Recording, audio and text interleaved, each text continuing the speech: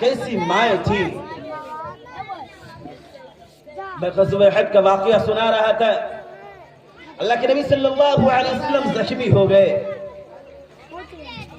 आप बार बार बेहोश हो जाया करते थे। हज़रत तलहा, हज़रत ज़ुबैर बिन अव्वाम और दीगर सहाबा, एक एक सहाबा ने अपना सीना पेश कर दिया। एक एक सहाबा ने हज़रत तलहा के बारे में आता है 70 से ज्यादा जख्म खाए। अल्लाह के नबी से फरमाते हैं जब अल्लाह के नबी को होश आया, कफ़ार ने हमला करने की कोशिश की, अल्लाह के नबी झांकने लगे। अल्लाह के नबी से फरमाया हज़रत अबू तलहा ने, अहमद मुस्तफा, मेरे जबीरा के अम्मी व उम्मी, फदा के अबी व उम्मी, मेरे माँ बाप आप पर कुर्बान हो जाए, आप झांकिए ना। जब तक अबू तलहा का सीना बाकी है, जब तक कि उम्मे अम्मारा का सीना बाकी है, इन माएँ बाकी है, जब तक कि उम्मे सुलैम बाकी है, जब तक कि तलहा बाकी है, जब तक मुआद बिन अब्दुल्लाह बाकी है, जब तक ये सहाबे बाकी है, आपका कोई बाल बाका नहीं कर सकता।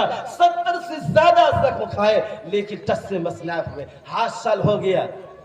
इस हालत में मुसलमानों, अल्लाह के नबी जरा होश आया। अल्लाह के नबी कहते क्या है, हमने नबी के तरीकों को अपनाया ही नहीं।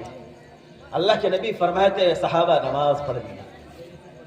ए सहाबा, ये है सीरत। ए सहाबा, नमाज पढ़नी है। सहाबा ने फरमाया आपका खून बहुत ज्यादा बह चुका है, आप बिल्कुल कमजोर हो चुके हैं। अल्लाह के नबी, नमाज का वक्त हो गया है। कैसे कुफ्फार हमला कर रहे हैं, सारे दुश्मन एक साथ टूट पड़ रहे हैं। फरमाया नहीं, नमाज पढ़नी है।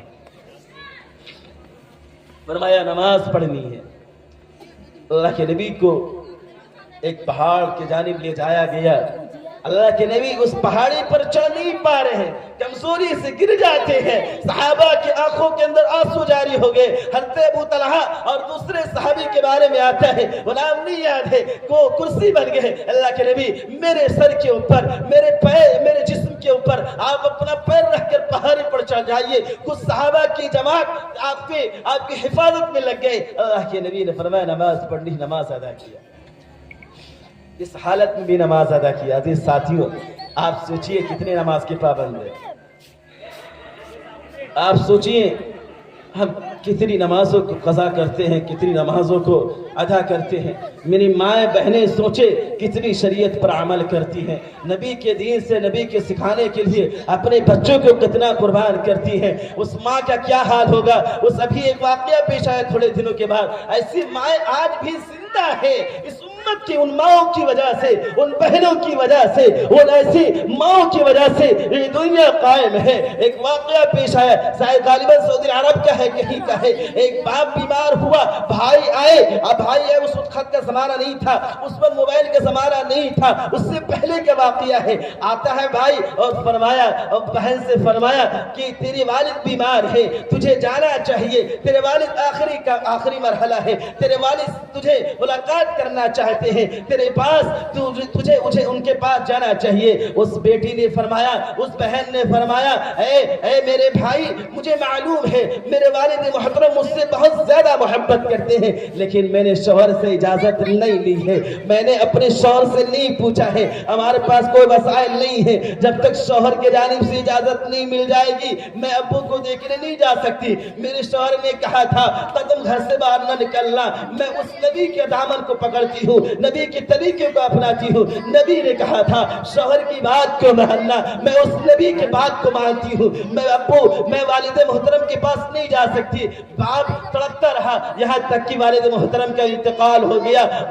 भाई दौड़ कर आया और फरमाया, ऐ मेरी बहना, वालिद मोहतरम का इंतकाल हो गया है। तुझे याद करते करते इस दारे फानी से दारे बका की तरफ कूच कर गए, रहलत फरमा गए। अब तो तुझे जाना चाहिए, अपने वालिद के आखिरी दीदार कर ले। उस माँ ने फरमाया, उस बहन ने फरमाया, उस बेटी ने फरमाया, नहीं, मुझे शौहर के जानिब से इजाजत नहीं मिली है। मैं कैसे जाऊं अपने वालिद मोहतरम के पास। गांव वाले ने सोचा अगर इसको दफन कर दिया गया, अगर इस वालिद मोहतरम को दफन कर दिया गया, बेटी हमेशा रोती रहेगी। मैं अपने आखिरी मरहले में भी अपने वालिद मोहतरम का दीदार नहीं कर पाई, अपने वालिद मोहतरम को देख नहीं पाई। चलो इस जनाजा उठाते, महल्ले का मसला है, जनाजा उठाकर बहन के घर पे ले जाते हैं, बहन के घर पे ले जाते हैं। बहन के अंदर दाखिल कर, दरवाजे के अंदर बहन ने कहा ले आओ, अंदर ले आओ। जैसे ही दरवाजे के अंदर बाप का जनाजा पहुंचा, बेटी अपने वालिद मोहतरम से बहुत ज्यादा प्यार करती है। आज भी दुनिया का दस्तूर है, वो बहनें, वो बेटियां अपने भाइयों से शादी के बाद, अपने बाप से, अपनी वालिदा से, अपने भाइयों से, अपने ऐसा वकारिब से, अपने बच्चों से ज्यादा वो अपने वालिदैन को प्यार करती है, अपने भाइयों को प्यार करती है। जैसे ही जनाजा वालिद मोहतरम के अंदर आता है, चेहरा खोलती है, वो बच्ची चेहरा खोलती है, बाप के गिरबान से लिपट जाती है, बाप के गिरबान से लिपट जाती है। ऐ मेरे वालिद मोहतरम, मैं तुझसे बेइंतहा मोहब्बत करती हूँ, मैं बेइंतहा चाहती हूँ, मैं तुझसे दुनिया और माफिया से सबसे ज्यादा मोहब्बत करती हूँ। ऐ मेरे अब्बू जान, लेकिन मैं क्या करूं, मेरे शौहर ने इजाजत नहीं दी है, मेरे शौहर ने इजाजत नहीं दी थी। एक तरफ अहमदी मुस्तफा मोहम्मद अरबी सल्लल्लाहु अलैहि वसल्लम का हुक्म था, एक तरफ शरीयत थी, एक तरफ शरीयत का हुक्म था, एक तरफ की मोहब्बत थी। मैंने शरीयत के खातिर, दीन के खातिर, मोहम्मद अरबी के खातिर, अपने नबी के खातिर, अपनी शरीयत के खातिर मैंने अपने वालिद मोहतरम के आखिरी दीदार को कुर्बान कर दिया। ऐ अल्लाह, अगर मैंने ये अमल मैंने तेरी रज़ा के वास्ते किया था, शरीयत पर अमल करने के वास्ते किया था, मेरे वालिद मोहतरम की मग़फ़िरत कर देना।